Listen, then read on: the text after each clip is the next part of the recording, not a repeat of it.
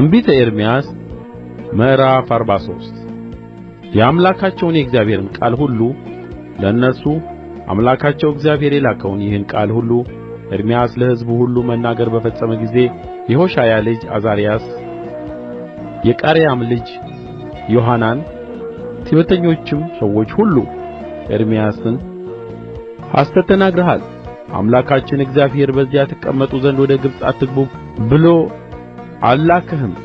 ነገር ግን ከለዳውያን እንዲገድሉን ወደ ባቢሎንም እንዲማርኩን በእጃቸው አሳልፈህ ትሰጠን ዘንድ የኔርያ ልጅ ባሮክ በላያችን ላይ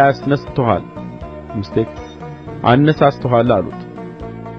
የቃሬያም ልጅ ዮሐናን፣ የጭፍራ አለቆችም ሁሉ ሕዝቡም ሁሉ በይሁዳ ምድር ይቀመጡ ዘንድ የእግዚአብሔርን ቃል አልሰሙም።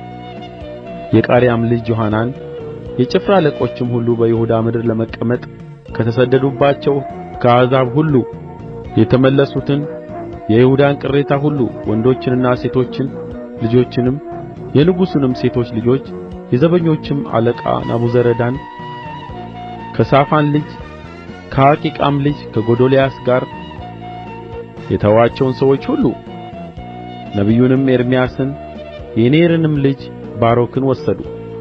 የእግዚአብሔርንም ቃል አልሰሙምና ወደ ግብጽ ምድር ገቡ፣ እስከ ጣፍናስ ድረስ መጡ። በጣፍናስም የእግዚአብሔር ቃል ወደ ኤርምያስ እንዲህ ሲል መጣ። ታላላቆችን ድንጋዮች በእጅህ ውሰድ፣ የይሁዳም ሰዎች እያዩ በጣፍናስ ባለው በፈርዖን ቤት ደጅ መግቢያ ሸሽጋቸው።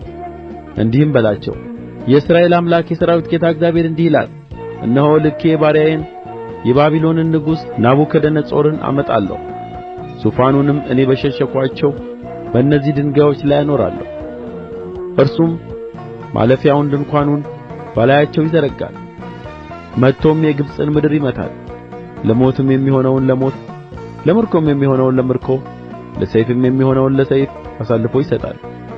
በግብጽም አማልክት ቤቶች እሳትን ያነድዳል፣ ያቃጥላቸውማል፣ ይማርካቸውማል።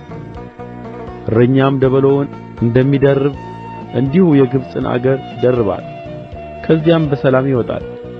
በግብጽ ምድር ያለውን የሄልዮትን ከተማ ሐውልቶች ይሰብራል፣ የግብጽንም አማልክት ቤቶች በእሳት ያቃጥላል።